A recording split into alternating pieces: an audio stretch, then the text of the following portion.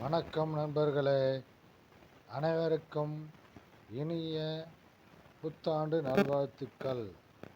1/1/2025 Nifty 50 point 23,742 புள்ளிகள் 98 புள்ளிகள் உயர்வுடன் இன்று முடிவடைந்துள்ளது. பேங்க் நிஃப்டி பாயிண்ட் 51,060 புள்ளிகள் 200 புள்ளிகள் ஏற்றத்துடன் முடிவடைந்துள்ளது. எஃப்ஐஐ செல்லிங் 1782 கோடிக்கு எஃப்ஐஐ பங்குகளை விற்றுள்ளார்கள்.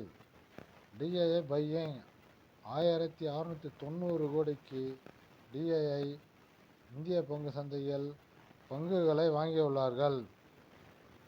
நண்பர்கள் அனைவரும் இந்த வீடியோவை பார்க்கும் அனைவரும் என்னுடைய டெய்லி ஷேர் ரிவ்யூ சேனலை சப்ஸ்கிரைப் செய்யவும், லைக் செய்யவும், கமெண்ட் செய்யவும் கேட்டுக்கொள்கிறேன்.